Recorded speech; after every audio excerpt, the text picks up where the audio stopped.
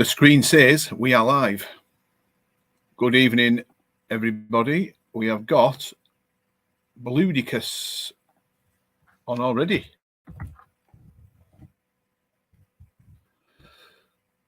Hope you're having or experiencing better weather than we are. It's been a miserable day with zero sunlight and almost zero daylight. Good evening to you, William. I hope you're well. I hope your weather is better than what we're having. We've got plenty of we've got plenty of things to go through tonight. We've got lots of discussions, and we have not had a live stream on here for 3 months, 2 months, 3 months. It's been a long time, so there's no better time to do one on a dark winter's night where people are bored, and they might even get bored listening to me, but we'll give it a go. And they've always been very popular, these live streams, and I can't imagine why this wouldn't be as well. Steve Rankin, good to see you, mate. Jimbo's on. We've got plenty. Oh, we've got a big jump in. We went from sort of 5 or 6 people to 20 there. But for the first time ever, we've actually linked in the Unearthed page rather than just the group and YouTube. The vast majority of people are watching from YouTube. And we've got quite a few people watching from the page and 1 or 2 from the group. Alan Mason, evening to you, sir. Alan Nicholson as well. Good to see you all. I don't know if anybody's been out detecting today. I guess some parts of the country would have been probably a lot better than what we've experienced today. However, you never know. It might have been one of those days where the weather was just horrendous right across the region. A couple of things to mention just right at the start. We are slowly approaching 10,000 subscribers on YouTube, which is a milestone in itself. I mean, it's not brilliant, but it's a start. It's nowhere near what I want the channel to be, especially with the work that we put in. However, YouTube is a notoriously difficult platform to grow. However, we are going to do a giveaway at 10,000. We're going to give a metal detector away, folks. I have got the metal detector near me, but I'm not going to. I don't think I'm going to show it yet. But that's going to be the giveaway prize for reaching 10,000. Some lucky subscriber will win a metal detector free. Disabled Digger, good morning. No, good morning. Good evening to you. And we've got Adrian Hayes. Good evening to you. Keep saying good morning. RAD TV review A Drive evening, Lancashire. That's quite a. Let me just put that up on the screen. That's quite a. If it will go up, there you go. RAD TV Revive A Drive Lancashire. And there we go. Good to hear from you, sir. Lawrence Hartley, how are you, sir? Good to see you last week on the Unearthed Team Dig, even though we got absolutely soaked, didn't we? I mean, that was bad. That was probably the worst afternoon weather-wise we've ever had, and it hampered the finds, and a lot of metal detectorists give up the ghost by sort of mid-afternoon, which I can't blame them. A lot of people got caught out with not wearing waterproofs because the Met Office said that the rain was going to come in a little bit later, and it didn't. It came in earlier. Bill Morrison, greetings to you, sir. So, yes, at around about 10,000 subscribers, we will be going on full on for a free metal detector giveaway as soon as the subscribers hit that magical 10,000. We will thank you all for your support by giving away a detector. Yeah, we did get a little wet, Lawrence. I'm just reading your comments, so it was absolutely horrendous. And of course, you know, we knocked it on the head. There was 1 or 2 cars still left getting the gear off, and there was a wonderful Edward III growth that was found, and we missed. We didn't get the chance to film it. We opened up too much land, I think, and the acreage was that vast, and the farm is that big. People were spread out all over. It's about 700 acres in total, which is a huge amount. And of course, Steve Fullard wandered off into the hills, and he come back with a wonderful growth. But by the time he got back, we took all our gear off and got in the pickup and drove down the farm track, and away we missed it. However, well done to him for finding it, I guess. And obviously all the rest of the detectorists that stuck in. History Unearthed, I hope you're okay.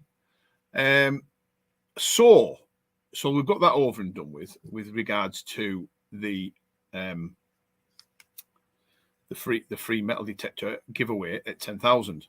So if you are not subscribed and you're on this live stream tonight, just give it a subscribe. It's free of charge. It's an unashamed plug.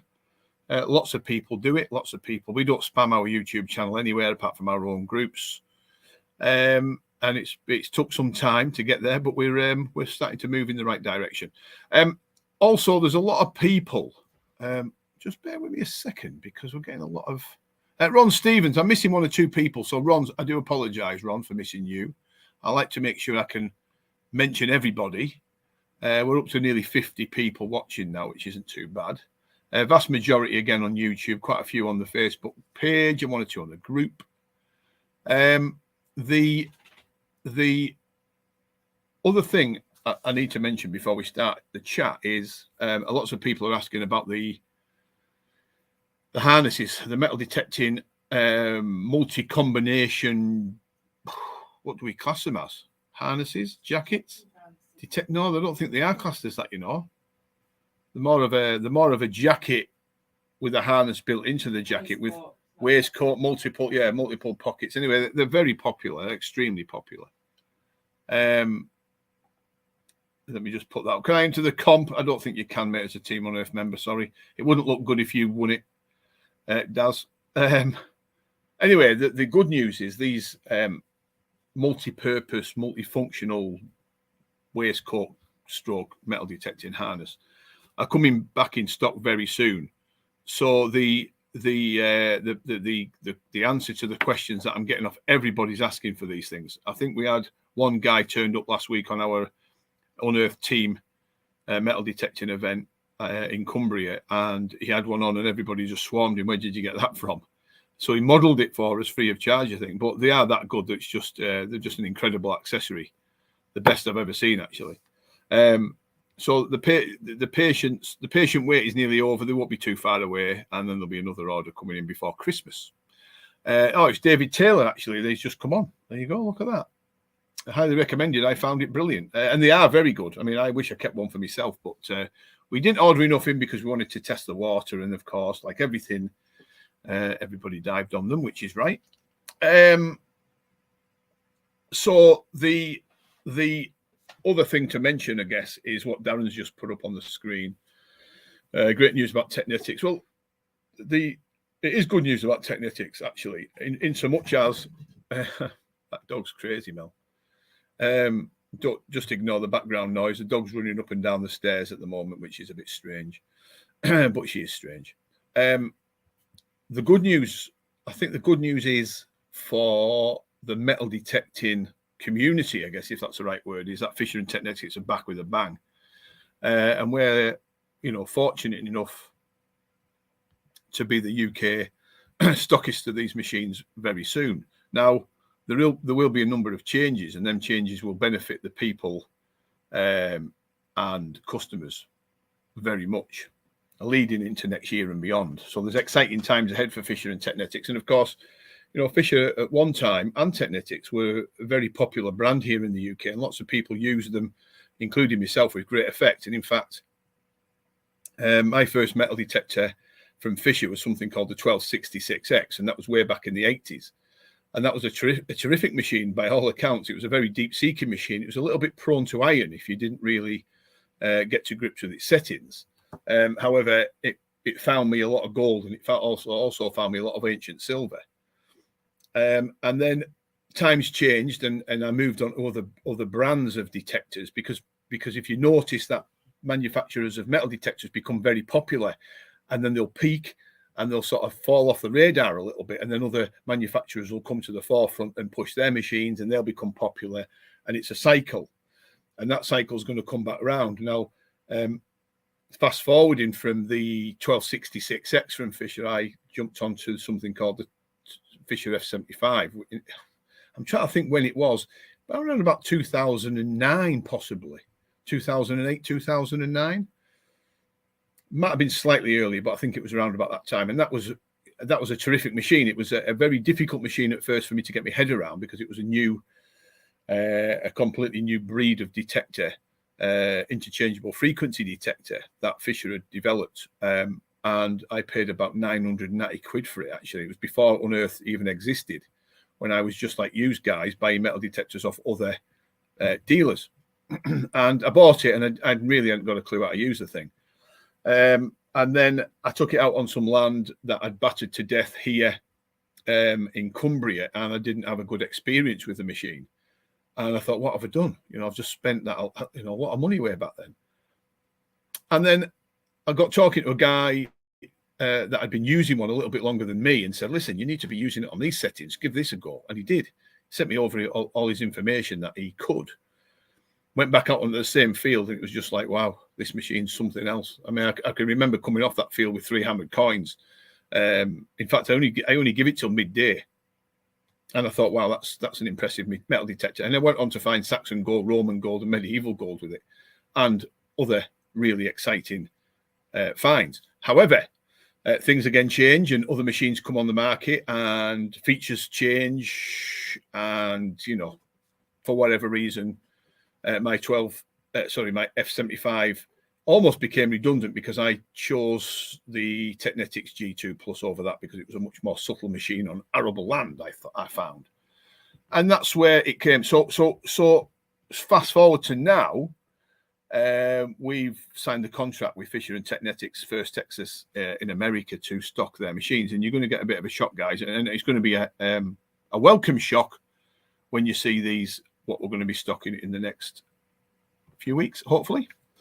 I certainly got a shock, a surprise, and I think everybody else is when they see what's coming. So that's good. That's good news. We're up to 50 odd people watching now, which is a fair amount. If you can give it a like, if you can press the like button on Facebook, if you can press the like button on YouTube, if you're on YouTube watching, just give us a like. It makes it more, it gives it that opportunity to be seen by more people, because it makes it relevant, and YouTube pick up on that with the algorithm and everything else. It's a bit crazy, but if you can do it, that'd be fantastic. So yeah, so exciting times. And so Fisher and Technetics are going to be really sort of pushed and supported by Unearthed in the next few weeks, when we start stocking their products, which is good. And of course, we do stock the Capan accessories now, which is good, but that doesn't stop there. There's going to be a lot more coming from Unearthed in the next few months. There's going to be some new products coming online, which I think is going to excite everybody. Now, if we can get away with it, and we can do it, we can do some free giveaways on live streams of some of the new stuff that's coming out. So if people think that's relevant and wouldn't mind us doing a live stream one night and saying, look at these new products that we're going to be selling, and giving some away as a giveaway prize, maybe answer a couple of questions. The first person that gets the question right will win the prize, like we've done in the past. I think that's going to be a good way of introducing some of these new accessories into the UK. So it sounds rather exciting, which it is, but we've just got to get everything done. Importing things into the UK now, guys, is an absolute nightmare. The country's a nightmare, but getting things into the UK is a double nightmare. So that just gives you a little bit of an indication of what goes on. Panther, good to hear from you. I can't remember your full name, so I'm going to call you Panther. When we say, we're just going to be a little bit careful when we talk about First Texas new products, because what we're going to be doing is stocking things like the Fisher F75, the Fisher, the Technetics T2 and other machines, but there's going to be a surprise mixed in there. So let's just see what comes first. But I've got high hopes now for First Texas. For the first time in a long time, I'm genuinely excited about working with First Texas. And like I said, these machines were perfectly adaptable to the UK market, and I've never ever found as many hammered coins. I've never found as many silver denarius, and I've never actually found as much ancient gold as I did with any machine with like when I was using the G2 Plus. That was a terrific detector on arable land. It wasn't the deepest machine, but it made up for the depth with its speed and durability and its iron separation and its speed. It was an unbelievable metal detector for hammered coins, small items, and brilliant for gold.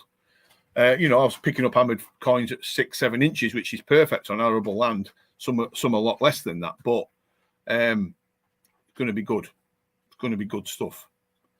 Martin Davis, if you'd like a volunteer to test the new stock here, I put myself forward. Lots of people put themselves forward, Martin. I understand what you're coming from. It's a very difficult game to say to people, listen, there's a new product here. I'm going to give it to you to test, and you know, you go away and do your best. It doesn't always work the way people want it to work and the way we plan it. So we're just going to be a little bit careful how we do this. But just bear with me a second. We've got a gentleman coming through now. I want to just put up on the screen because I know he's been through a bit of a rough time, and it's Walter Perry from Scotland. Good to hear from you, Walter. And I know you've been through an operation on your back recently, and you've gone through a lot of pain. So I hope you're getting better. Well, I mean, you're a terrific guy. You're one of the Unearthed team members. We haven't seen you for some time, but what a man he is. Melanie's saying, I hope you're well too. We all give you our best and hope you get back on your feet soon. And you know what? We might even see you on a Team Unearthed dig in the next few months. Who knows? Oh, he's off to Australia. Okay, well, you can't blame him, can you? I did tell you, but I forgot, Mel. We're just having a bit of a domestic in the background, guys.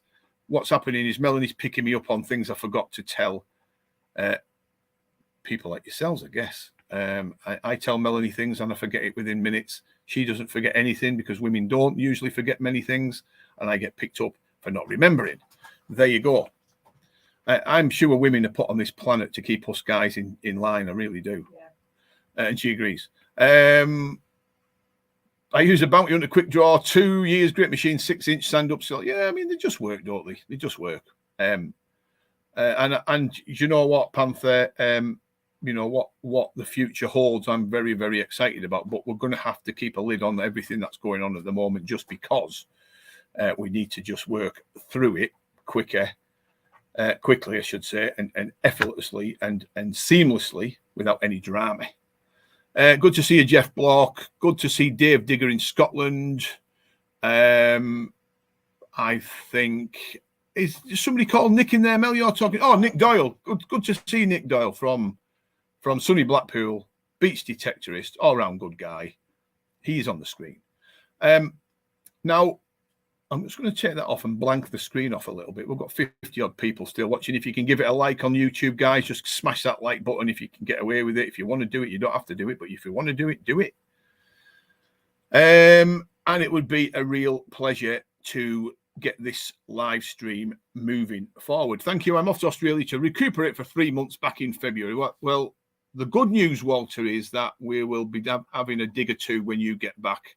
So you're going to go in February, March, April, May. You never know. On the silage cuts round about May time, when the farmer cuts for silage and it has that week before it starts growing fast, we might just be able to stick in an organised Team Unearthed event and you can come along. It'd be great to see you, mate. Hope your dogs are not chewing the cupboard, Mel. I'll just put that up there for people to read. And Melanie's obviously going to read this. Can you hear me in the background? I'm on the page. Yeah. Hope your dogs are not still chewing the cupboard, Mel. From Nick Doyle. Anyway, there you go. No, she is. She is still chewing the cupboard. Anybody that comes in the house, the terrier runs to the kitchen and chews the cupboard door as some sort of show that she puts on. It's just wrong. Robert Hunter Collinson, good to see you, my friend. Hope you're well. Not had a chance to beat up with to chat to any of you guys for a long time because we've just been that busy with stuff. Right. So there's a lot going on, as you can imagine. Lots of different things happening. Now, I don't know if some of you noticed earlier on the Unearthed page and the Unearthed detecting group that we put on a post about the missing items from the Northwest. Now, the reason why I did that is because things have gone a little bit quiet in regards to what's happening with the police investigation and the missing items that have been handed in by metal detectorists to the fines liaison officers over the years, I guess, is the right word to use. And there's been an investigation. They found out some of these items, or a lot of these items, have gone missing. and there's been some sort of arrest going on. We can't speak about it too much because we don't really understand what's going on fully. However, there's been a police investigation. The local authorities have done an investigation. They found out that some of these items have been squirreled away, and there's been an arrest. But things have gone quiet. Now, I wouldn't like to think for 1 minute that anybody's going to sweep this under the carpet, because we're not going to sweep it under the carpet. And the reason why we're not going to sweep it under the carpet, because I think it needs really nailing down into what's happened here, because I think it's an absolute disgrace. And the reason why I put those posts on today is because still people have, what's the word I'm looking for? Still people have items that have not been recovered and they've not heard anything back from. And I think that's an absolute disgrace when the detectives do everything by the book, hand the treasure or the potential treasure items in to the local fines liaison officer, and then they find out to their dismay that these things have pretty much gone missing. They've not heard anything back. They drop emails and phone calls to find out where these items are, and they don't hear anything. For me, that's unacceptable. So I know that some of the fines liaison officers are very good, and I know some of the fines liaison officers work part-time. But why have a service? Why have an email service and a mobile phone on the internet, for example, or on, the receipts that they give over for potential treasure items or whatever it might be, and nobody can ever get hold of them? So, this is interesting. Just by the way, Mark Bayliss, how are you, Mark? Good to hear from you, sir. Disabled full half. I don't know what that's about. I'm probably clicking too much stuff going on here. I think there's a little bit of a conversation going on, so that I'm missing. Hello, Graham. Watching while I'm waiting for the wife at the airport. Right, okay. I'm not sure who that is because it just comes up a Facebook user. But hello and good evening to you, sir.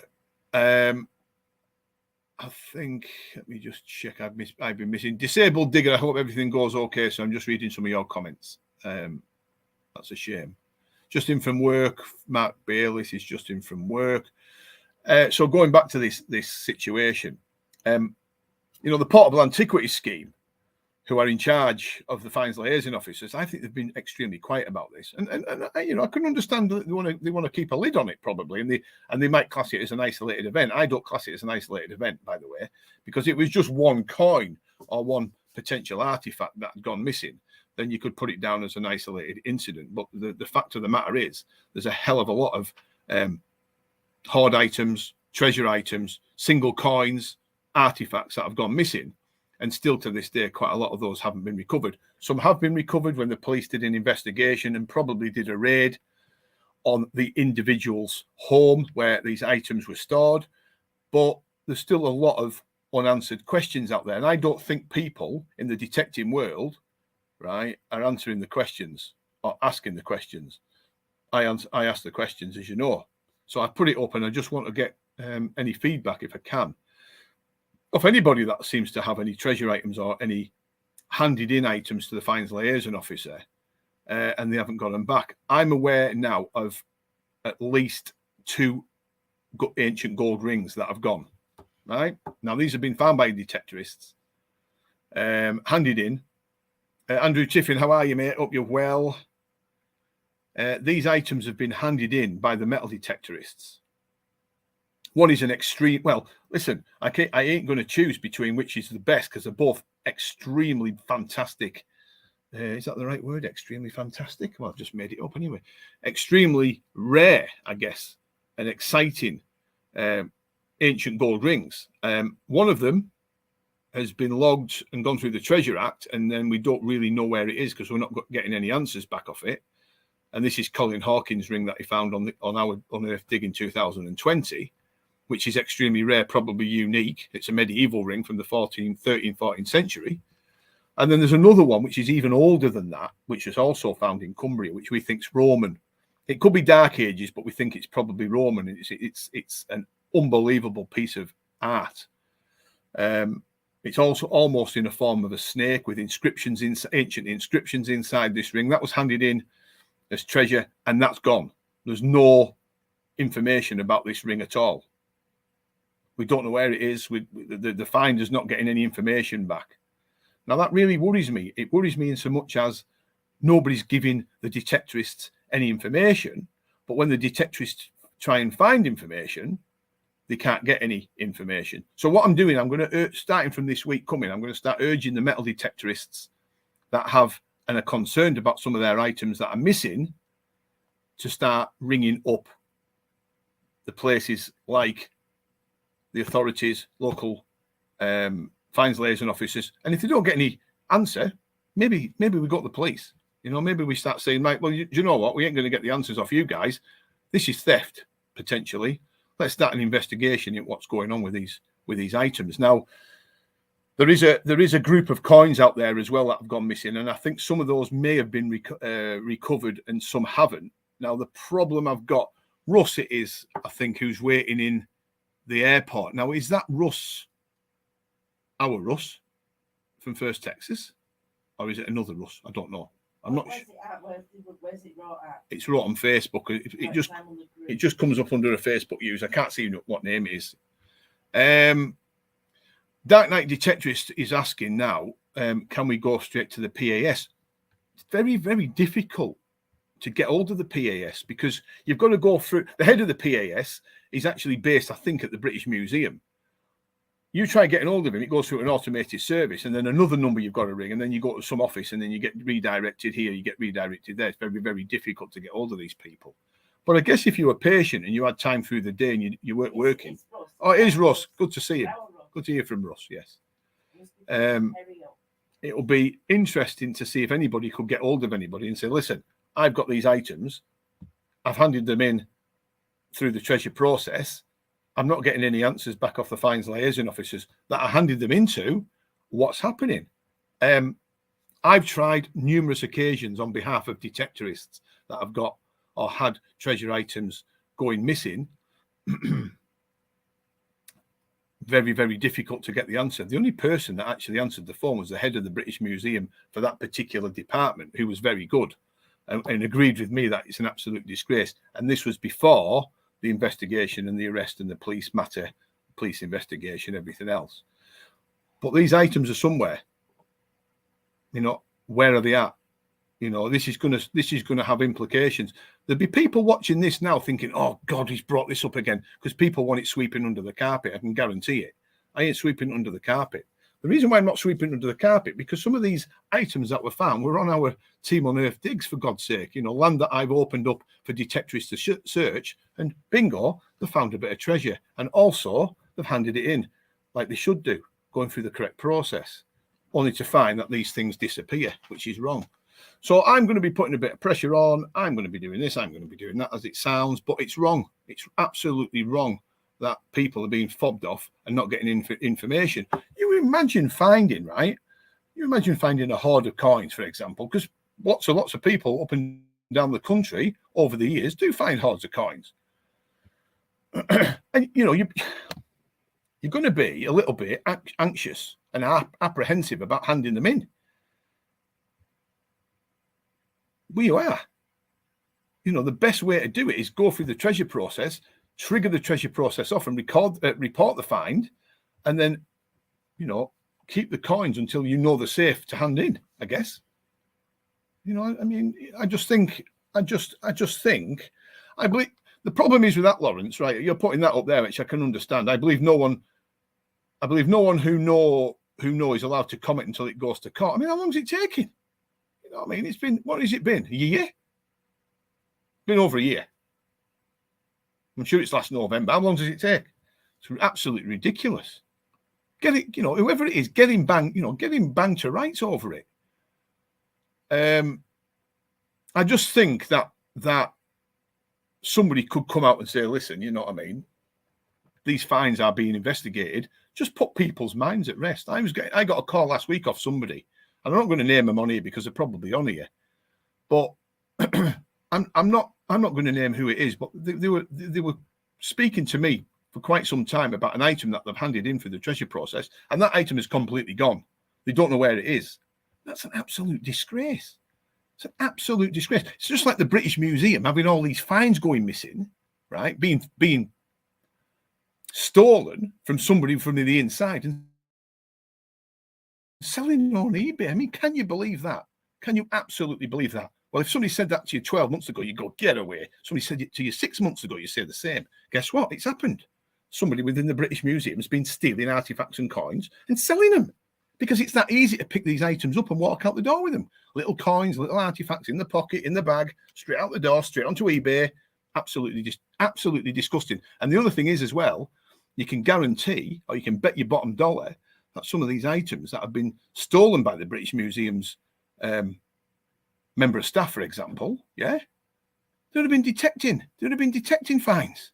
Because most detecting fines are not going to be, they're going to be huge pieces of marble. Where are you going?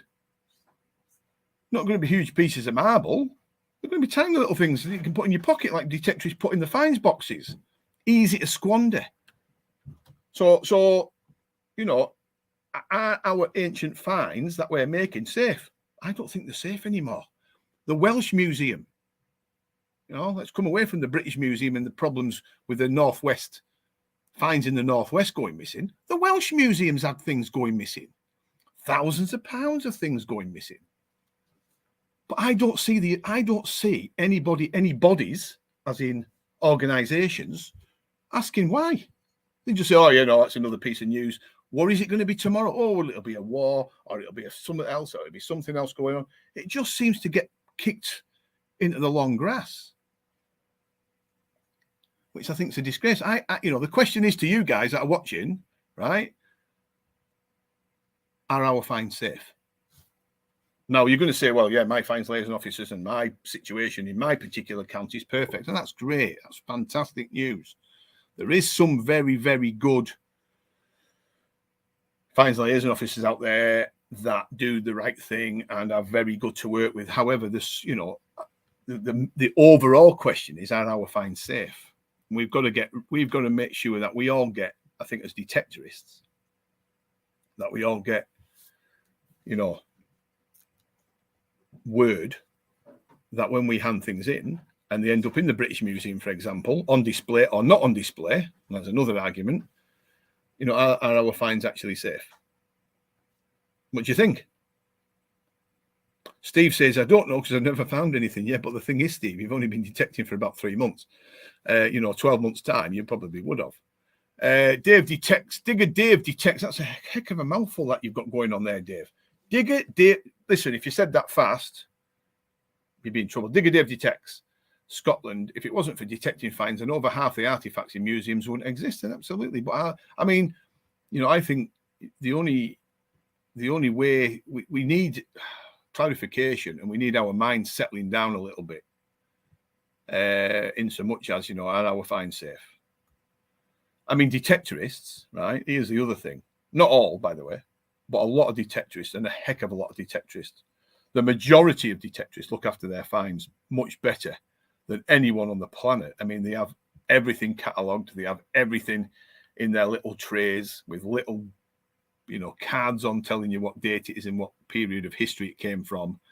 And the reason why they've got them in the collections is because of the agreement with the landowner is, actually the landowner said you can keep them coins, or you share them with the landowner, or whatever it might be. But, there is some quite high, some quite interesting and nice collections out there from detectorists, and they don't have to do a job of looking after them, which is right. So that's the question of the evening. Are our fines safe? Let's have a look at what's coming through from some of the detectorist comments, folks. Do you not get a receipt when you turn the fines in? Yeah, but what's the receipt going to do for laugh? You get a receipt, and then what happens? The item still goes missing. So you've got a receipt. Some of these people have got receipts when they've handed treasure items in, but the fines have still disappeared. So that receipt is just a piece of paper then. I mean, you've got it to say, I handed it in, but that's not going to bring your fine back. Lawrence, the Lancashire Fines Liaison Office has only just been allowed to take items away in the last few months. Now, that's interesting. Is that because of the situation within the Northwest? That'll be interesting to find out. I mean, I'm a great believer if there's non-treasure items being looked at by a fines liaison officer of an evening, for example, or he wants to do it remotely, There's no better way of doing it if you've got the technology at your fingertips. Just take pictures, take high quality pictures, bang over the pictures by email to the fines liaison officer, say, look at this lovely medieval grot I've just found. Would you like to record it? Here's the pictures. And then there's no handling of the artifacts or coins at all, and if they're non-treasure items. Now, if the fines liaison officer wants to come to a metal detecting club night, then he can bring along his camera or his phone, take pictures of them, weigh them there and then, record them, weigh them then, there and then, give them back to the detectorist. I can't see that being a problem. I don't know why they've got to take them away for months and months, really. Andrew Allen, good to see you, my friend. Lovely to see you. Late to the party. You might have been out detecting today. Alan Mason says he's not found any treasure yet, but he won't be far away, I guess. There's a good detectorist, Alan is. We've got, yes, full half, seen the fines liaison officer to log some fines from Lincolnshire from Jeff Bullock. And I don't know what that's about, but I'm probably missing out some of the crack, I guess. So, yeah, so it's a difficult, sorry, I'm going to just knock that off. It's a difficult situation that we're in still, I think, with this ongoing saga with missing items. But it'll be interesting to see if there's anybody on here willing to come forward that's watching tonight and just say, you know what, I've handed stuff in and I haven't got anything back. I know there was one earlier, wasn't there, that handed something in and hasn't got it back, and I can't remember. It's probably flown past me on the comments, but it will be interesting to see if there's anybody watching this live stream tonight, just to see if they've got any items that have gone missing or they've not had any correspondence back. Because what I'd like you to do is just give me a call, drop me an email at some point, and I'll start logging this down and start making a little bit of a list of the things that are still outstanding. Because I honestly don't think there's that. I honestly don't think there's a joined up thinking going on here. I don't think they know what's what and what's missing and what isn't missing, if that makes sense. So you know, I can just drop them. I'm just concerned basically about some of the treasure items that have gone missing, and a lot of you guys would be. Let's just have a look. Yes, Lancashire, most things are recorded at club night, Lawrence said. That's good. So the fines liaison officer isn't taking things away with him, which is where the problem's got to in the first place, I think. It's probably time the PA system was overhauled. Fines liaison officers are overworked and they should move a little more with the times. Totally agree that they should have a Dropbox style system for the finders. It would make, yeah, absolutely, Andrew. Upload their own pictures, weights, etc. It could easily be done. Absolutely. It's so simple for people to take a hike. Right, for example, right, here's the crux of it. So I record, if I'm lucky enough to find a Saxon penny, and over the years I've found quite a few, I've always recorded them with the Fitzwilliam Museum, Dr. Martin Allen, who's very, very good. So if I drop Mr. or Dr. Allen an email and I say to him, I've got a Saxon penny, can you record it? He'll do it that day. He'll do it that hour. So I send over 2 high quality pictures of the coin with details where I found it, rough details where I found it. It doesn't have to be an 8-figure grid reference where I found it, but you know, the county or the farm or the area or whatever. And he'll record it on his system and log it. And he'll also send me back the mint, the money, and the rarity of the coin within the hour. Now there's I mean, okay, that's me just sending a Saxon penny picture in, and there's millions and hundreds and hundreds of different artifacts and coins flying all over the country every week to the fines liaison officers. But you get where I'm coming from. It can be easily done and much more proactive. Mel's giving a big moan. But there you go. I tried to contact my fines liaison officer in Chester. I was told very busy. Yeah, I mean, they are busy people. I mean, a lot of them are only part-time, which I can understand, but there's got to be a better system in place, like Andrew said, where we can record our fines and they're not going, you know, they're not getting passed over. I mean, there was a group of metal detecting fines found on the underground once on a train that somebody had left, all itemized. What's that about? You know, you wouldn't like to give your fines over to somebody to take away and record and then leave them on the underground. Alan Mason says, our local fines liaison offices, Ben Westwood, couple of detecting friends have handed items in and had them back within 3 months, but they had to message to get them back. Yeah, which is not good, I don't think. You know, you should be able to give fines in and then be told when they're going to come back. Not 3 months later, you email them to say they're coming back, and then that prompts them to do that. I spent time in Keswick. Wow, there you go. Good old Keswick. Lovely place, ruined by tourism, Panther. And street. Oh, Louise might be watching this, actually. Louise and Gina watching it. They're far better. Louise and Gina, who are Unearthed members, team members, they live in and around Keswick, and they'll better tell you the trials and tribulations of Keswick much better than I am. But there was what do they call them when they stand on the streets and start spouting a load of rubbish? What do they call them? It was a hate preacher. Oh, it was a hate preacher. That's it. Yeah, hate preacher about women. Yeah. In Keswick, yeah, saying that how much. I call him a hate preacher. He was a hate preacher, yeah, absolutely, yeah. Spouting his mouth off about how hideous women were, like a little group of old men standing around him. It's just crazy. And there's Jean. You're right, Mel. Jean's on. Jean's watching it, and then Louise is watching it. We've got them on. Hate preacher, Lou. Yeah, hate preacher. Yeah. So Keswick is a wonderful place, actually, Panther. It is a wonderful place to be. It's a beautiful lakeland village, town, or whatever. But there's some right plonkers in that place now, unfortunately. Rain, good to see you, Rain, actually. Good to hear if I didn't put you up earlier on. It is crazy, yeah. Yeah, there's some right weirdos knocking about nowadays, and they're in every town and city, aren't they? I lived near Hyde Park, and I hunted it a lot. So just let me get this right, Panther. You detected Hyde Park.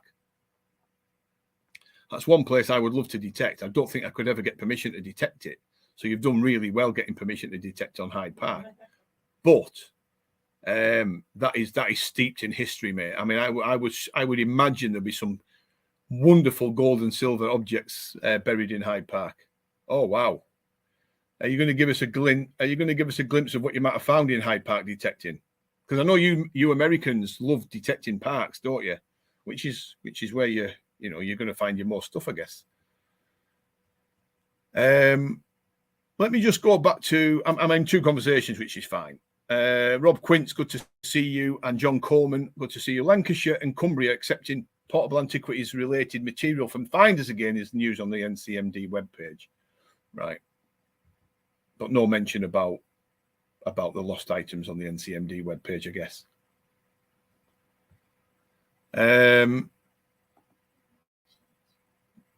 John Coleman, seems to me that the way some fines liaison officers treat their detectives lead many not to record their fines at all. I mean, I can't talk about. I mean, there is some right plonkers or has been some right plonkers in and amongst the fines liaison officers over the years. I mean, we can see that the way the situation in Cumbria and North West has developed. But I guess that there's some equally very, very bright and good, honest fines liaison officers within the ranks. But I'd hate to think that there was some real bad ones out there still, wouldn't you? You know, that would piss the metal detectorist off that much that they wouldn't record the fines with them. Oh man, that's not a swear word. Jesus.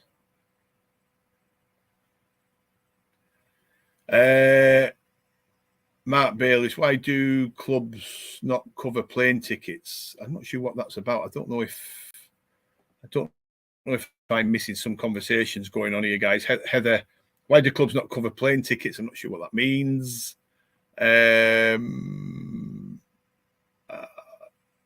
Mark Bayliss is coming with everything.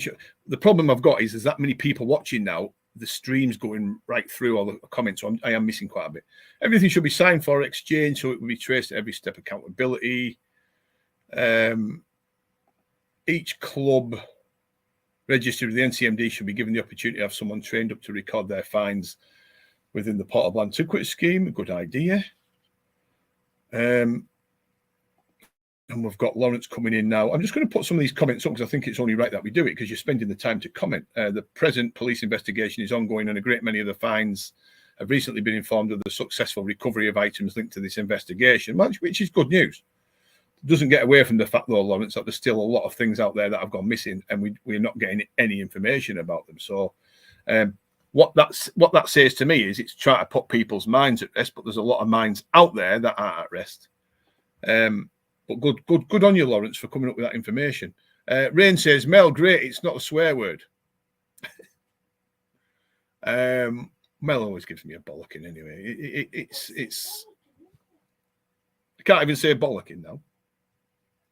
If they shout it, Facebook will be on you, not me. Facebook won't be on me about them. Listen, Facebook, right? Just Graham, don't even start on it. If Facebook concentrated on all their fake accounts and spam accounts and all the dodgy dealings that go on Facebook, especially Marketplace and Facebook pages like ours that get spammed constantly by people that I haven't got a clue who they are and where they're from, then the place would be much better. Facebook's a horrible place.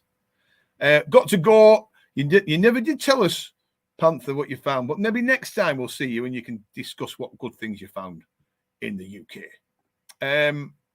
Good to see you though, my friend. Yes. He's got food on the hob.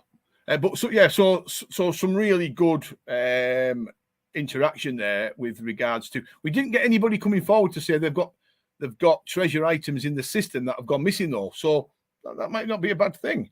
If I maybe said this 6 months ago, the answer might have been a bit different. So that tells me that there's maybe not as many people watching these streams that have had items gone missing, and their minds are pretty much at rest, which is good news.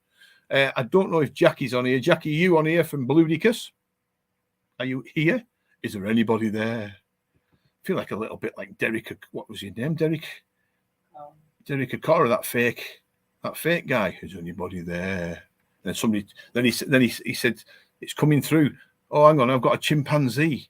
Remember that? Anybody? What a weirdo he was. I didn't watch him. I just watched the bloopers on him. There you go. There you go.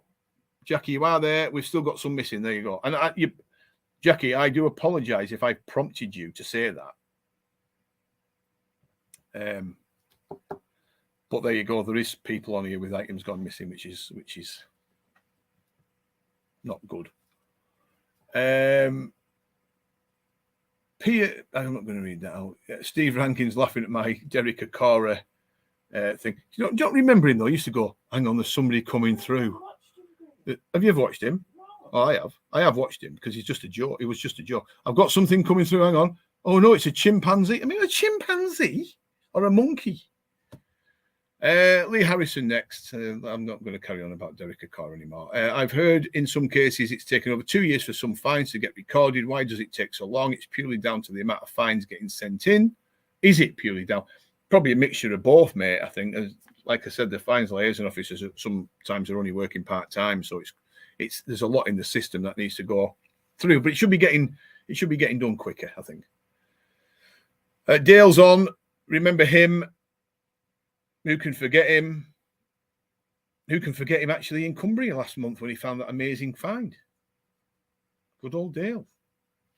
Stuck in right to the end. I loved him. Sam was his guy. Do you know what, Ray? I am going to talk about Derek Akora very, very briefly. He was actually a fake. He was actually a fraud. It was proven he was a fraud. I think the lady or the man that hosted it, and I can't remember her off Blue Peter, Yvette Fielding, she said he was a fraud. There you go. Right, we're going to go back to the finds that are missing. Bronze Age hoard, Lamb of God, pendant still missing. I didn't know you'd found a Bronze Age hoard, Jackie. That's fantastic, but not fantastic that it's gone missing. And the Lamb of God pendant, I remember you telling me about that.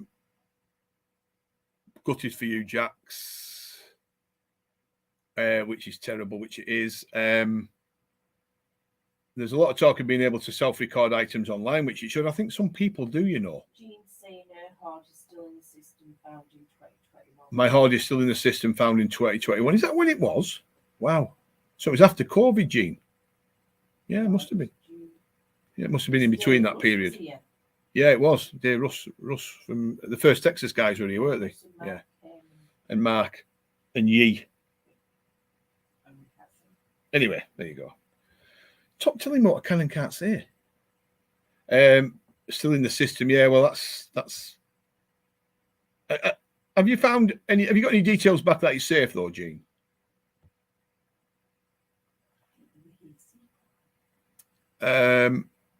Are you sure it's not been for good old Derek? People should stop sending in crap. I don't. Do you know what, Tony? I don't think they do. You know, I'm not sure actually. I can't comment on that. That's a good point, really, when you think about it. People should stop sending in crap. I don't know if people send in everything. So in some counties, for example, that metal detectors that are relatively new to the hobby get a bit excited about things like buttons and toasted Georgian or Victorian copper coins, and they maybe send them in, and maybe that clogs up the system. That'd be interesting, actually. That'd be very, very interesting to see if people just send in anything, bits of twisted pieces of lead, saying, "What do you think this is?" Could be. Don't forget to like the stream. Dale said, "Yeah, if you can like it, we've got more watching now from." Let's have a look. There's a lot watching from the Unearthed page, actually. Not many from the group, but lots on YouTube, which is good. If you can give it a like, folks, if you can just smash the like button on YouTube, it says like, bang it. It's only going to take 30 seconds or less, 5 seconds. My hoard's still in the ground from Carl, like a lot of people's, Carl, but keep plugging away. I'm sure you'll find one day. Yes, it's been accounted for in the final process. That's good news. Keep us posted because I can tip the farmer off, Gene. If anybody is wanting to know what Gene found a scattering of silver hammered coins in 2021 on one of the Team Unearthed digs, and it was finds from, and she'll pull me up if I'm wrong, Queen Elizabeth, Charles and James, or Queen Elizabeth, James and Charles. So there you go. Very nice coins. Very nice find indeed. My friend, let me just have a look. I believe some clubs send everything into the fines liaison officers. I record pretty much everything I find over a certain age, over 200 years, but I believe part of detecting is helping build a picture up of the land we detect. I agree. However, I would always stop. I would never send anything in that was just bits of twisted junk. However, you know, some people don't know what twisted junk is from a decent artifact, I guess. Good to see you, Jeff Block. Lucy says you have to meet our fines liaison officer face to face and hand over what she wants from what you have, right? So she won't do the distance thing and accept anything or pictures from, which I think's wrong. If it's not treasure items, what's the problem in sending the fines liaison officer pictures of the coin or artifact over for them to record? As long as they've got high quality pictures of it and they know what it is. I mean, I guess some items will need handling. I get that. I absolutely get that. But let me just have a look at this coming through. Pagel, how are you? I'm from Pakistan. Can you help me? I would be more than welcome to help you, Pagel. What would you like help with?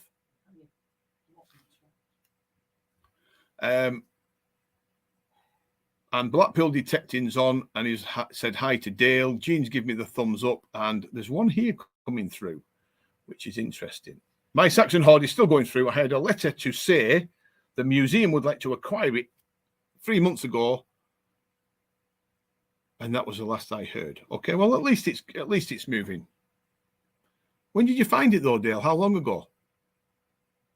Because we went through a period, didn't we, around about the COVID time where there was a lot of hoards and treasure items found. And I guess it's because maybe people, I don't know, I'm only guessing, but there was a lot of treasure items found around COVID and just after and before, just before and after. I don't know who you're saying hi to, Dale, to be fair, but you're saying hi. Right, yeah, there's some good crack going on here. I'm just going to put this up on the screen for you. Hi, I'm new here looking for a wife.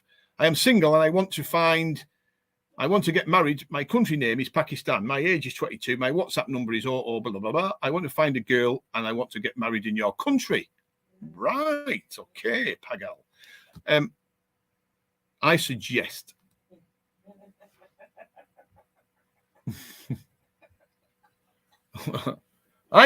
Pagal, right? Just putting it out there that you might be better off trying to find a wife nearby. listen. I'm getting a lot of laughs coming through here, but I'm Pagal, really. I honestly think, Pagal, you may find a wife near a home rather than getting married in our country. Hey, listen, I'm only saying. I'm sure there's some wonderful wives out there to be married off with you, Pagal. I'm sure you're a very nice man. But the weather in Pakistan is going to be a damn sight better than here it is in this country, believe me. And avoid. Apparently, you're getting lots and lots of questions coming through saying different things. However, listen, we've got to keep it nice and right, haven't we, guys? Even though we can have a little bit of a giggle at these things.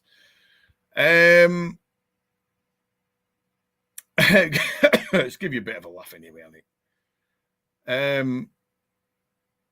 Let me just go back to, we'll just go back to this. 2.5 years ago now, but I hung on to them for ages, so it's not their fault. Reported the allotted time, though. Good lad, Dale. Clearly doesn't realise that most of detectorists are men. Don't fall for it, Graham. I'm just missing. But it's Barford under. Do you know what, mate? Yeah, do it, Mel. Actually, I think he's wanting to commit. Yeah, I mean that's another one, isn't it? You know, we could probably have that discussion actually about it.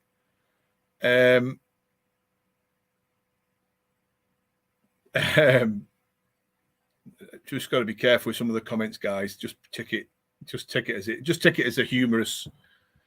I think he's gone. I think Melanie's blocked him. So there you go. I mean, you know, you're going to get quite a lot of this coming through. With this, this is the problem with the Facebook page. We get a lot of that every day. Not so much marriage. They're attracted to you, Barford. Yeah, I have a fault. Yeah, I know I do have a bit of a following. Yeah, Barford. He's got some sort of weird fascination with me, which, you know, that's fine. You know, I can take that. But Barford is Barford's a worry.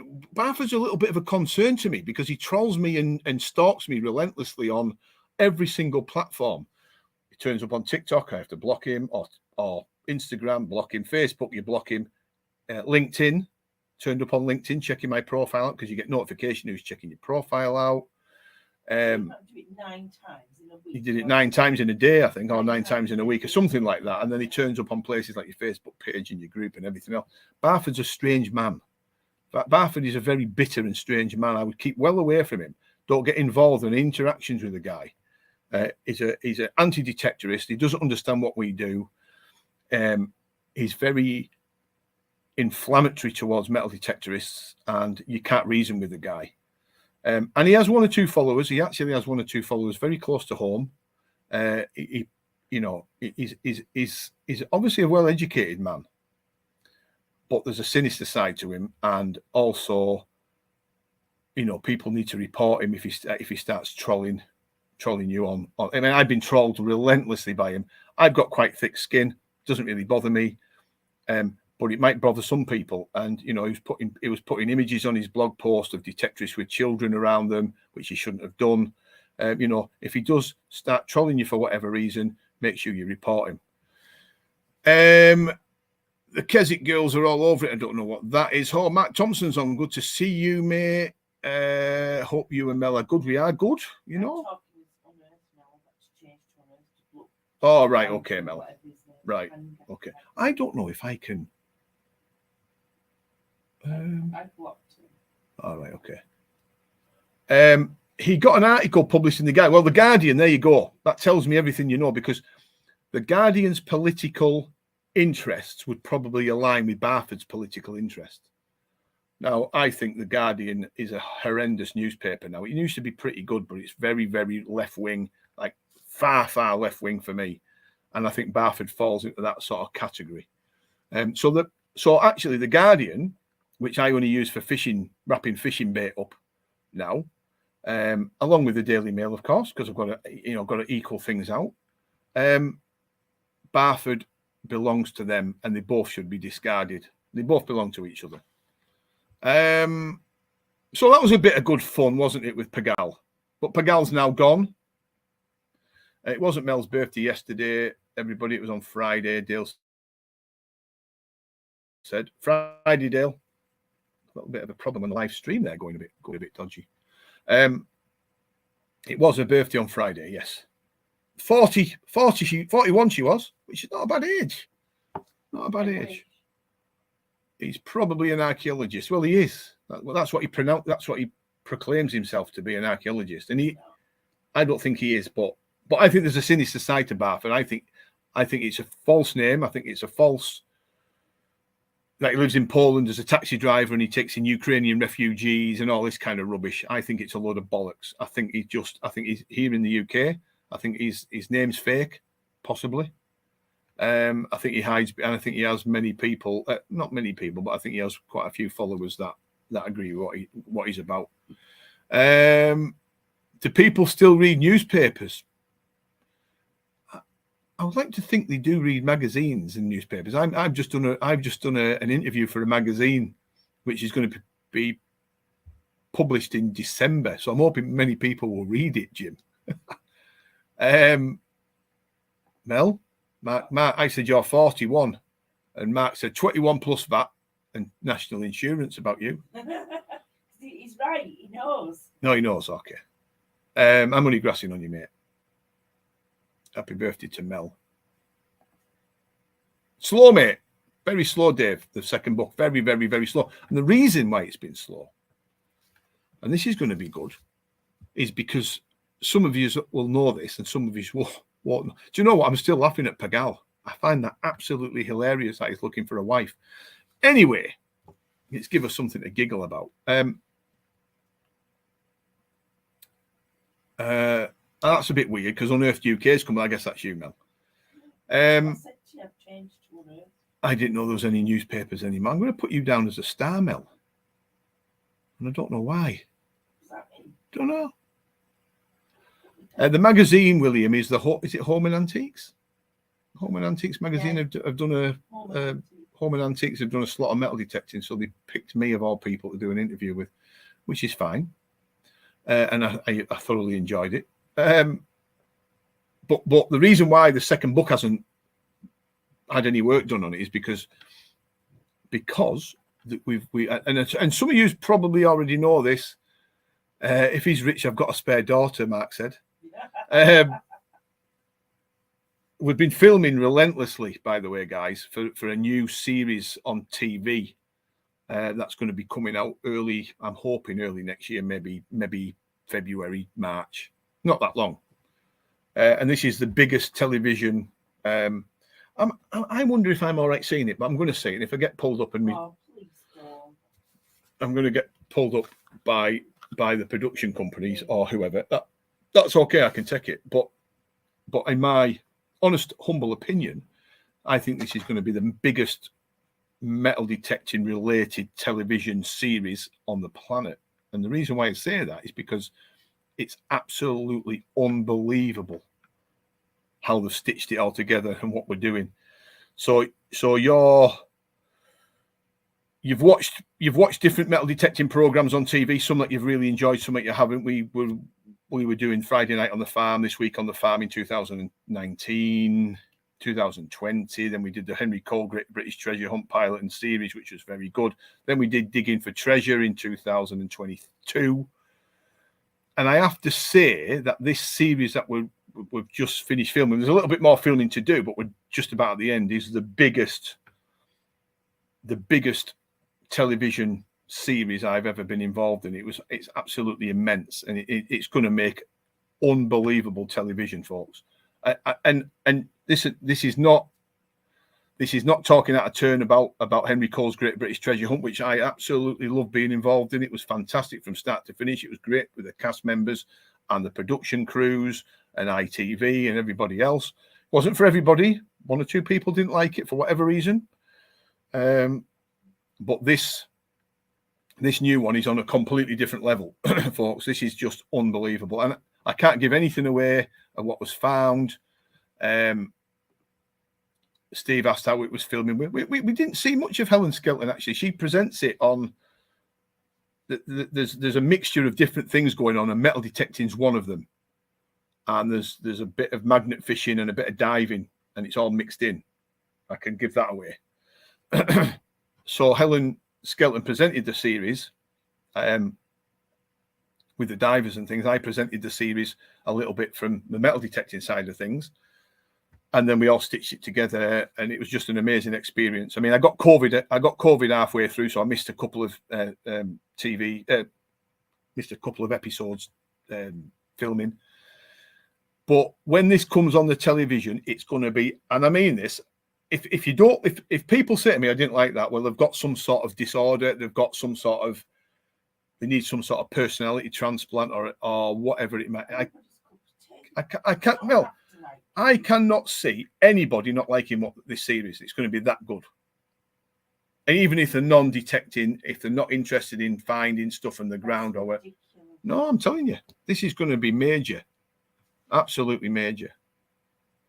Don't you start having a go about me about it. I'm going to sit you in front of that television, relent, and make sure you watch it, and then I'm going to interview you afterwards to see if you like it. But yeah, so all jokes aside, even the banter that Melanie's giving me in the background, which is fine because I'll get my own back. You will love it. You will love it. It's not on Sky, it's on the BBC. BBC One. Prime time.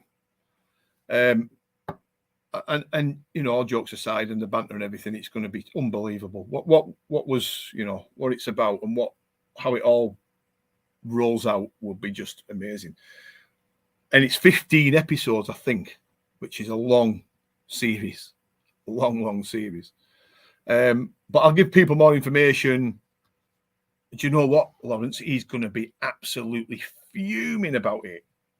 Barford's going to, I mean, I don't know how he can, but you can bet your bottom dollar he'll have something bad to say about it. It's almost perfect. To me, it's perfectly presented, perfectly filmed. It doesn't, you know, it's just done correctly in the right manner and everything. Barford, right, because he's a plonker of the highest order, he'll pick up something. It's already been leaked in the press. We were doing some filming and some guy turned up with a camera, a member of the public, and started taking videos and taking pictures. Then he went on Facebook and put it on a Facebook group, and then it sort of the local press got wind of it, and then they put it out there. I'm surprised he hasn't been on it already because he looks all over on everything. So BBC One, yeah, it's going to be it's going to be huge. It's going to be absolutely immense, and I'm very proud of being involved in it. Actually, I mean, it's an honour, an absolute honour to be involved in these sort of things, and it's just when you're doing it, it's quite stressful. Because not everybody is good in front of a camera. It can be quite difficult. Some people don't even like talking in front of a camera. Never mind being in front of one. So it's quite stressful doing it at the time. But when you come back and you rest for a day or two, and then you think back of the memories, it's just absolutely incredible. Absolutely incredible. Can I give the name away? I think I can I? You can, because it's already so what is the exact title?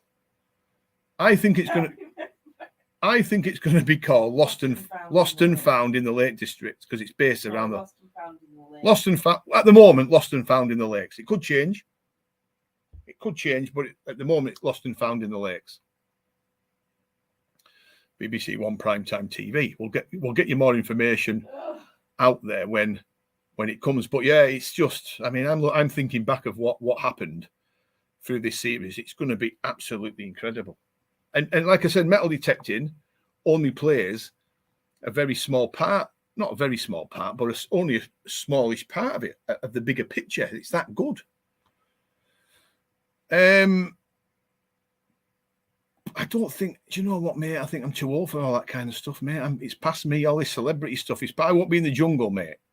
I won't be in the jungle, Steve. So security, mate, I don't think I'll need security. But I'll tip everybody off nearer the time when it comes. I think you'll thoroughly enjoy this. There you go. Melanie's laughing. I don't know what she's laughing at, honestly. I'd love it if you were in the jungle. Why would you? Just watch every night on the All right. Okay. So let's just have a little bit of a recap. from the start, because not everybody came on at the start. We've still got quite a lot of people watching us, actually. All the vast majority are on YouTube. If you can give us a like before we disappear. We've got 15 minutes left, folks. So I'm just going to give a bit of a recap. So Fisher and Technetics, we're going to be selling those metal detectors very soon, and the accessories that go with it, and all the exciting stuff that's coming along with regards to that. We've gone through when we talked about the treasure items going missing, and still there's still a number of treasure items that out there that we need to be looking at getting information on, because they're just not coming up with anything. Yeah, that's it, mate. You've got it. You've got it, Lawrence. You've got it. Lost and found in the lake. Helen Skelton finds lost treasures across the Lake District in the new BBC One daytime commission. You got it, mate. You Googled it, didn't you? You Googled it. That's it, anyway. So that's going to be an upgoing. So we may do more live streams because it's winter now. In the summer, I don't do many live streams because I'm busy out fishing, and there's a lot more going on, outdoor stuff going on. But these dark nights coming, you can't really do a great deal. So the live streams will kick in more often, I think. And we have to pay for the live stream anyway with StreamYard. So there's no point in just paying it a monthly thing and not using it. So we'll do it. So that's going to be coming up, more live streams. There's going to be a 10,000 sub giveaway when we reach 10,000 subs, which isn't far off. We might even do it by Christmas, maybe just after Christmas. It'd be lovely to do it over Christmas and give somebody an extra Christmas present. And we're going to be giving some new accessories away when these come in stock as a giveaway, as a starter. There is some really exciting products coming out, and we're going to give some of these new exciting products away. Why not do it on live stream? Are we going to be selling any magnet fishing gear? Ricky's asking. Give me a shout next week, mate. Give me a shout. That was a nice brooch, that last one. Which one are you talking about there? Full. Was a nice brooch, that last one. Is that on YouTube? I guess, maybe. I don't know. Yeah. I found literally scores and scores of brooches over the years. Been lucky on them. So there's that, and then you know, what else can we talk about? We'll does anybody have anything they want to talk about, actually, when I'm all talked out? Be in touch a couple of weeks, looking to book myself and my lad Andy for a tuition at Unearth. No problem, mate. No problem.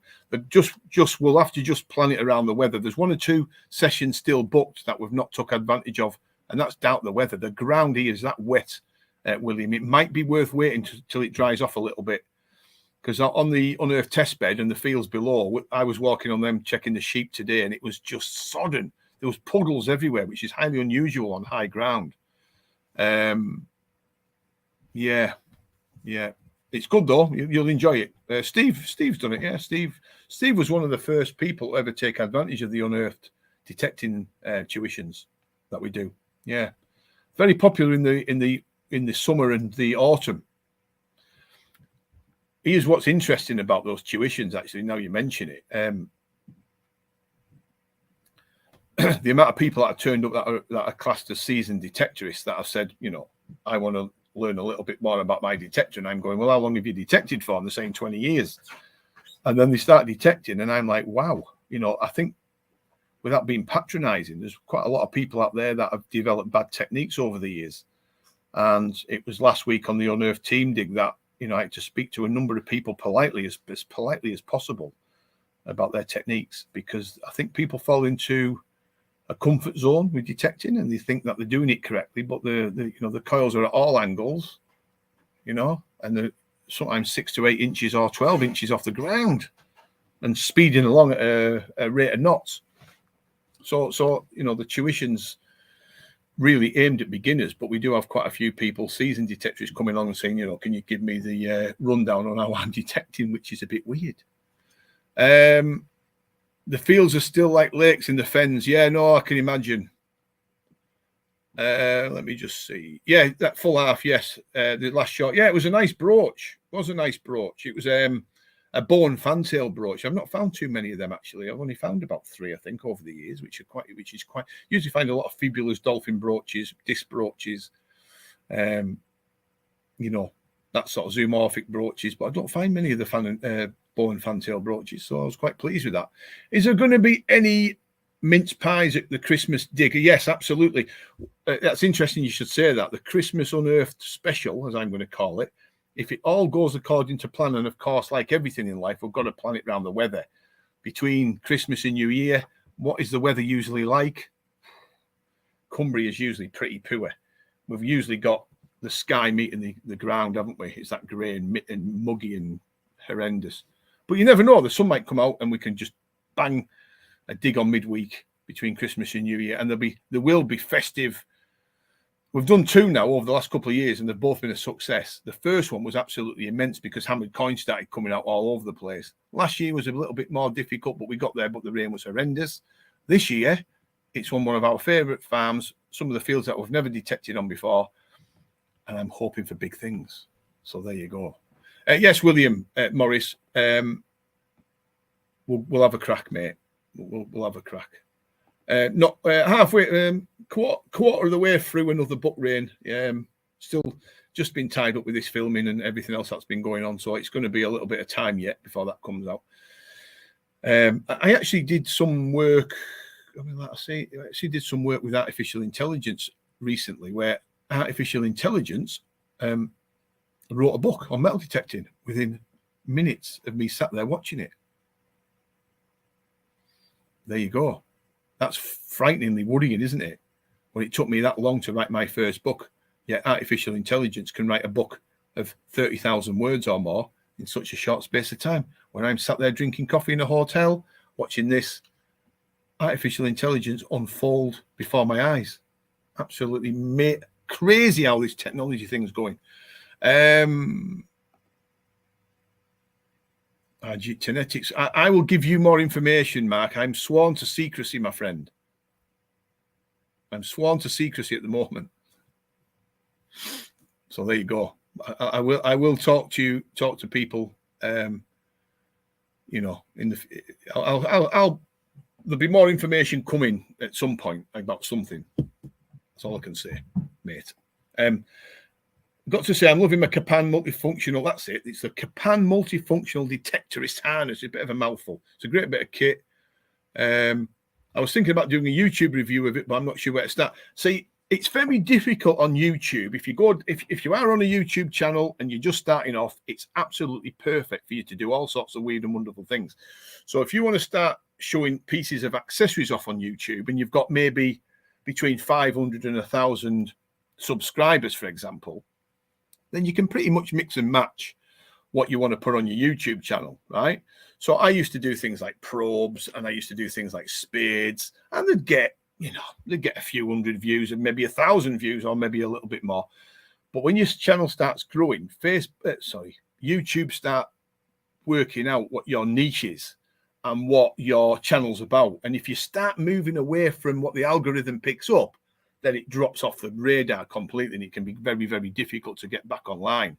So I'm reluctant at this stage to do a tutorial, I guess, or a review on these multifunctional detectorist harness. And then they are so good. They're one of the best accessories we have ever had, you know, and we want to keep it that way. And we want to make sure that our customers get a chance to buy these, because we just didn't buy enough in the past. We just didn't. We made a huge mistake by not buying enough in.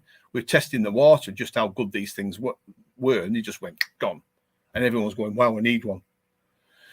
So I don't think there's any harm in you doing a YouTube video, Dave, and setting up your own YouTube video channel. If you want advice on how to do it, just give me a call. I can help you set your YouTube video up. And anybody else, if they decide to go down the route of doing a YouTube channel, give me a shout. It's not as difficult and as daunting as it seems.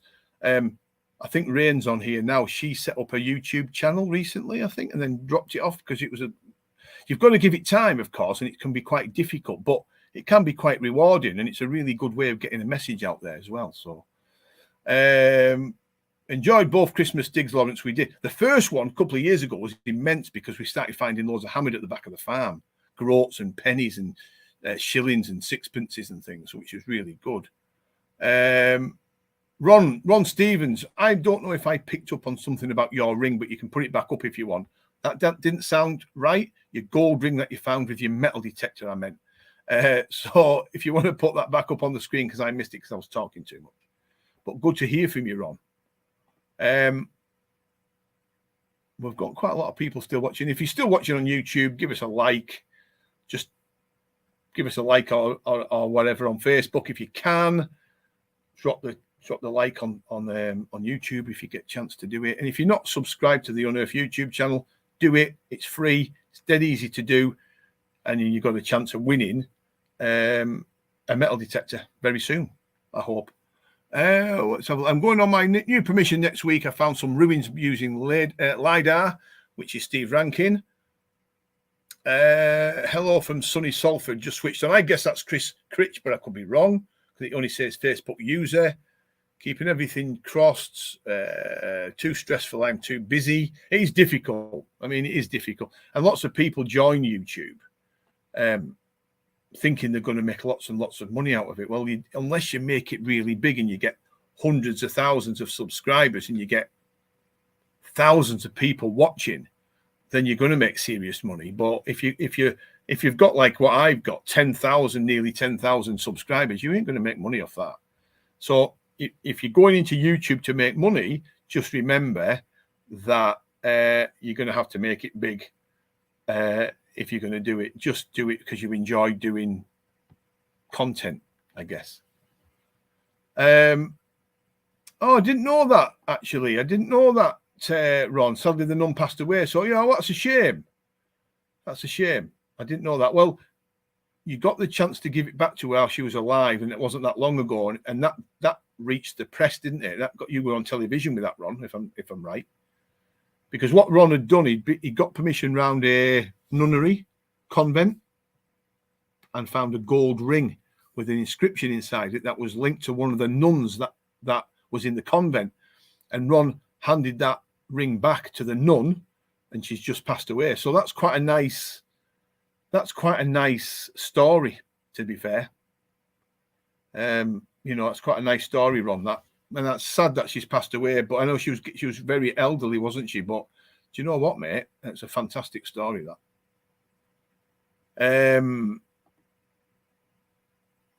Just, Steve, if you're going onto YouTube to make money, be a teenager and do videos of you doing rubbish dances, you'll be a millionaire in minutes. Yeah, that's true. Do you know what? Actually, it's not just YouTube anymore, but it's TikTok and Instagram. There's a lot of barely dressed individuals that are dancing around making loads of money just because they've got, they're pretty or they're handsome or they've got a good physique. But that's all they've got to show. When their bit of middle-aged spread comes along, they're going to be knackered, aren't they? I don't know why the society's fell into a 30-second glimpse of somebody's chest or legs or face, and they're making lots of money off the back of it, but they've got nothing else to offer. It's like, are we really that shallow? Guess we are. Jeff's back again. Good to see you, Jeff. Yeah, Ron. Jim remembers that story, which was a really nice story, mate.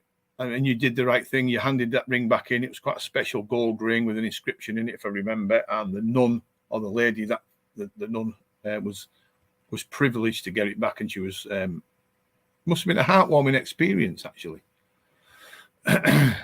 Mark knows what I mean. And do you know what, as well? There's all these middle-aged pervert men out there watching it all. Like, and they must be, because they've got a massive audience of a load of perverts. It's mental. Got to go. See you later, Dale. Dale, you mad axeman. You were once. I was, mate. I'm not now. I wish I was still. The thing is, full half, you're still young in there, aren't you? I'm 53 now. I'm over the hill. But it only seems like 20. It only seems like 10 minutes ago you were 21. Crazy. But I was, mate. I was young once. So a lot. We've crammed a lot in. We've only got 5 minutes left. We've got. We've discussed a lot tonight, and there was some serious. Even though it's the funniest live stream I've ever done, with regards to Pagal coming and looking for a wife and wanting to get married in this country, which I found absolutely hilarious. So when we watch this stream back, whoever watches this stream back in the future is going to have a bit of a giggle at Pagal, even though Mel blocked him in the end. What we should have done is kept him on for another 5 minutes. Mind you, could have been anything. 61, still young, mate. 61, 60s are the new 50s, apparently. So there you go. Yeah, that's true, actually, William. The problem is when we were young, I can only talk for myself, but I was into all sorts of stuff. And, if I wasn't, doing country pursuits, outdoor stuff, fishing, detecting, all sorts of stuff in all weathers. You used to go fishing in the middle of the night in the winter with just a flimsy jacket on, no gloves. I never felt the cold. I never felt the cold. Hey, fast forward 25 years, all those nights when you never felt the cold are catching up on you. Your knees are starting to ache a little bit. Your hands are starting to ache a little bit. Yeah, Pagal, the funny, lonely man. Yeah. Janice Clark has said she's 62.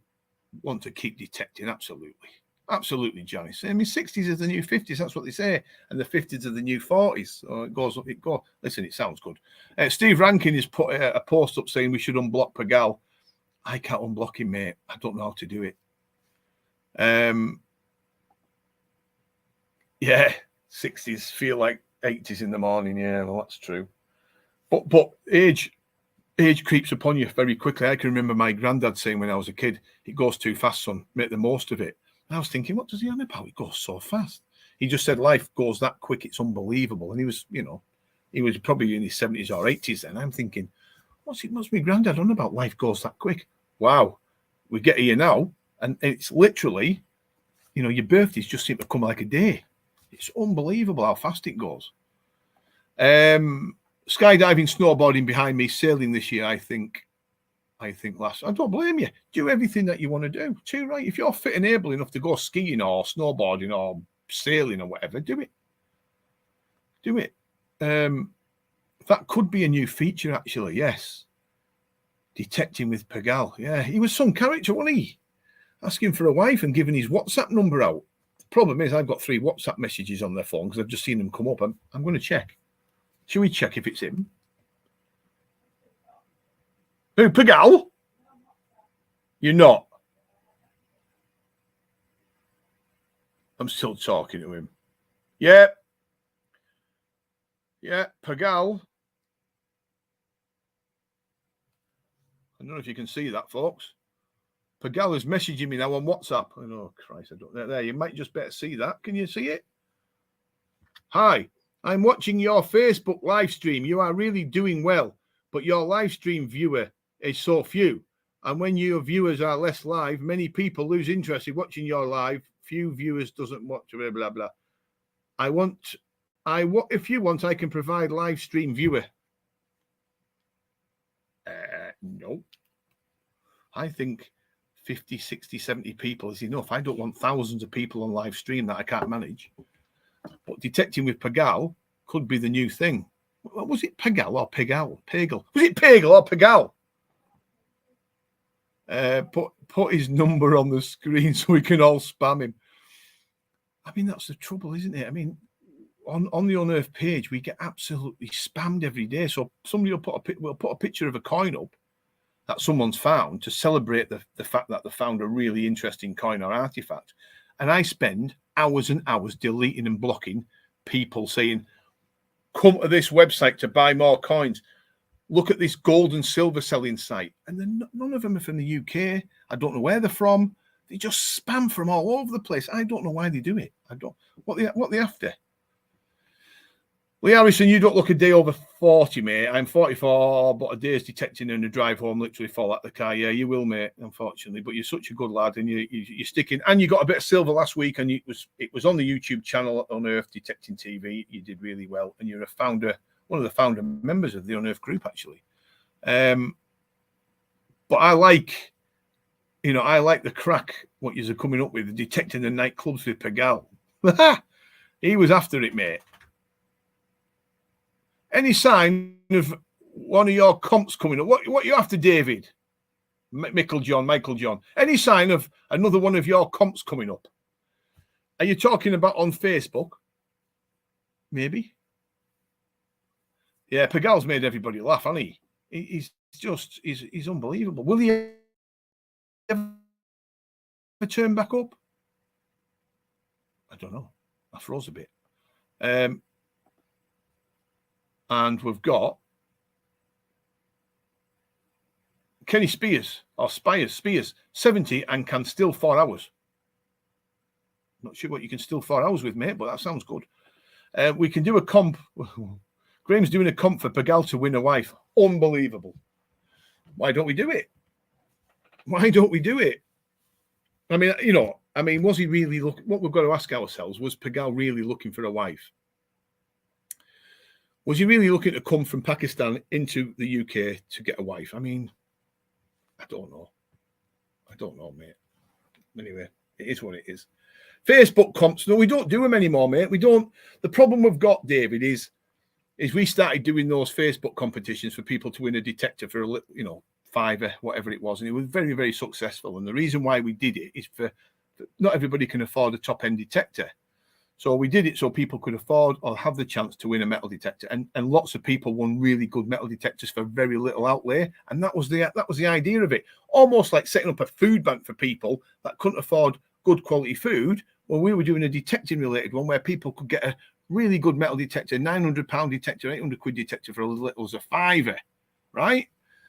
But then everybody started ripping these digs off, right? So there was all these competition people coming. People that had full-time jobs, that worked through the day, they were doing Facebook competitions to win metal detectors for a night. All of a sudden, they were making lots of money out of it. And everybody started buying tokens, gambling, buying all sorts of stuff off all these different competition runners, ruined the experience for everybody. So for me, we don't do them anymore. We don't do them. There's an old blast from the past there. Good evening, G-Dog. And it is from Liam, my old friend from Lincolnshire way. I hope you're well, mate. We spent a couple of nights having a few beers, didn't we, Liam? One time over. I can remember. In fact, we've had a few nights on the beer. Norfolk, Lincolnshire way, I think, sometimes. That was going back a long time, Liam. Good to see you, mate. I hope you're well. Hope everything's all right. Hope the kids are okay. I'm not seeing you for ages. He's a scammer. Yeah, Pagal probably is. I'm not talking about anybody else here, by the way, but Rob's probably on about Pagal. He is a scammer, yeah. Pagal's gone. We haven't had any more. So, yeah, it's unbelievable, isn't it? It's unbelievable. Guys, I'm going to knock it off. What time are we on? Well, we've gone over 7:30, so we've actually gone past what we've said we were going to do, but good to hear from you all. I know it's been a bit of an interesting one, and like I said, there was a bit of seriousness going on about the stolen artifacts and coins, and there's still a lot of people out there frantic, absolutely frantic about getting their items back that have been lost.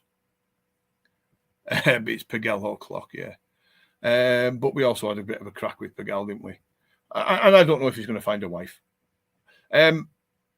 I'll catch you all on the next live stream. Hopefully, we'll have a giveaway on the next live stream. We'll have some accessories and some products to give away for people. And, all we can do is hope and pray that this weather gets a little bit better, that we can all get out detecting again, and things dry up a bit. And then, this in 6 months' time, I'll be moaning about how baked it is and we need a bit of moisture. That's just the way the UK weather goes, folks. Good to see you all. Take care. Bye for now.